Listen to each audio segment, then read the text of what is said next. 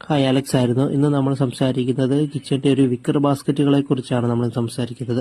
ഇതൊരു ഡിസൈൻ ടിപ്പാണ് ഇന്ന് പറയാൻ പോകുന്നത്.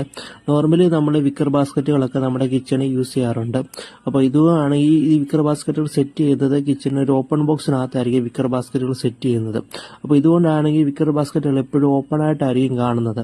അപ്പോൾ നമ്മൾ മെയിൻലി നമ്മുടെ കിച്ചണൊക്കെ നമ്മുടെ സോളിഡ് കളറൊക്കെ ആയിരിക്കും നമ്മൾ കിച്ചണിൽ യൂസ് ചെയ്യുമ്പോൾ വിക്കർ ബാസ്ക്കറ്റിന്റെ ഡിസൈൻ വരുമ്പോൾ അത് കിച്ചണിൽ നിന്ന് മാറി നിൽക്കുന്നതായിട്ടാണ് ഫീൽ ചെയ്യുന്നത്.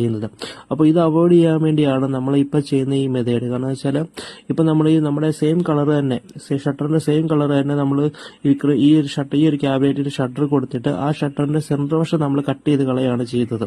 ആ കട്ട് ചെയ്ത് കളഞ്ഞിട്ട് നമ്മളാണെങ്കിൽ അതിന്റെ സെന്ററിൽ നമ്മൾ CNC വർക്കുകൾ എയർ പാസ് ചെയ്യാൻ വേണ്ടി CNC വർക്കും ചെയ്തിട്ട് ആ രീതി നമ്മൾ എടുക്കുകയും ചെയ്തു. എന്നിട്ട് ഇതിന്റെ കളർ ആണെങ്കിൽ നമ്മളൊരു ഗോൾഡൻ കളർ പ്രൊഫൈലിന്റെ ഗോൾഡൻ കളർ തന്നെ കൊടുക്കുകയും ചെയ്തു. എന്നിട്ടാണ് ഇതിന്റെ അകത്ത് നമ്മളാണെങ്കിൽ ചെറിയ ചെറിയ കള്ളികൾ പോലെ സെറ്റ് ചെയ്ത് കൊടുത്തു കഴിഞ്ഞപ്പോൾ നമുക്ക് ആ വിക്കർ ബാസ്ക്കറ്റിന്റെ തന്നെ സെയിം യൂസേജ് നമുക്ക് ഇതേ ചെയ്തെടുക്കാനും പറ്റി. കിച്ചണുമായിട്ടാണെങ്കിൽ നമ്മൾ മാച്ച് ചെയ്ത് പോകുന്ന രീതിയിൽ തന്നെ നമുക്ക് ഡിസൈൻ